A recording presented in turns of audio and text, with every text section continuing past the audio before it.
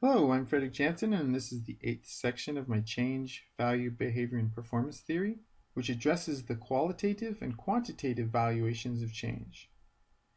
When addressing the qualitative or subjective valuation of change, a few models need to be addressed in order to better understand the mental model or mental valuation systems of an organization or individual.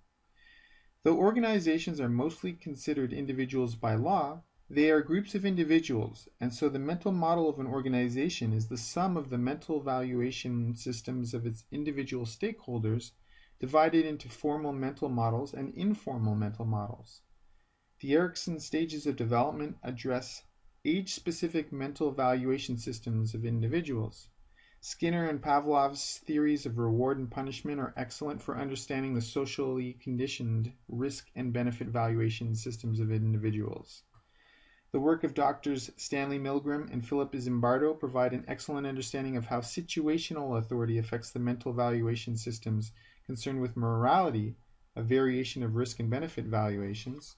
Myers-Briggs Type Indicator is excellent for understanding the personality valuation systems of individuals. Maslow's hierarchy of needs is excellent for understanding the motivational valuation systems of individuals. Howard Gardner's multiple intelligence theory is excellent for understanding a wide range of the cognitive valuation systems of individuals. One of the best mental models I have discovered thus far is presented by David Straker in his book Changing Minds in Detail. The mental model of an organization or individual affects their subjective valuation of objective change. Returning to mathematics and statistics is the best guess method for determining what is real or not real. It turns out that both subjective qualitative variables and objective quantitative variables can both be measured using statistical analysis with degrees of error. Statistics generates information from qualitative and quantitative data derived from randomly selected sample variable measurements, creating test and control groups from which to infer population characteristics.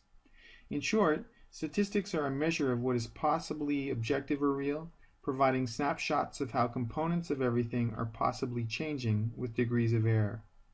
Metrics like statistics, despite their limitations, play an important role in the valuation of change, for the purpose of developing both an organization's strategy and an individual's strategy to achieve their respective purpose. Keywords from the Harvard Business Review June 2010 edition: you are what you measure. Yes, there are the quantitative measurements of change like power, energy, time, space, ROI, net profit, total tax, inflation, interest, but there are also quantitative measurements of qualitative or subjective variables. For example, how much do you like X? Very much? Somewhat? Not really? Or do you really not like X? If we were to tally your responses in each category, we would be able to quantitatively measure a qualitative variable, how much everyone likes X. The subjective or qualitative variable of desire, which can vary significantly between any two people, is hard to measure.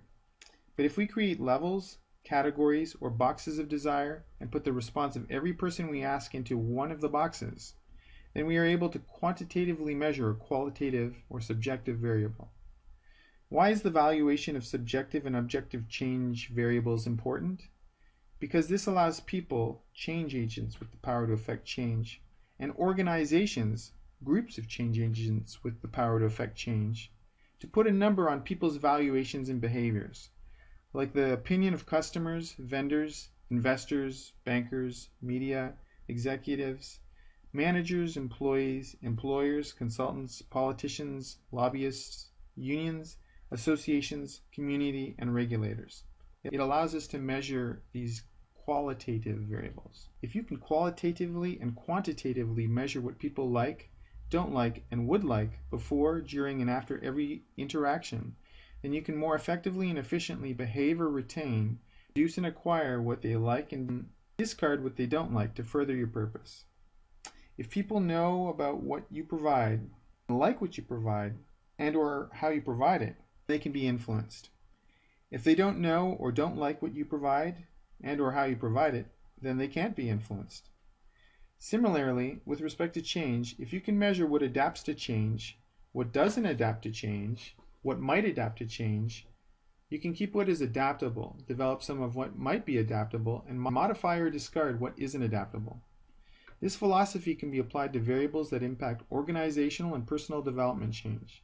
It is the central premise behind the BCG growth matrix, the product life cycle, balanced scorecard strategy, enterprise resource planning, Six Sigma, total quality management, Hoshin planning, and Kaizen performance improvement tools.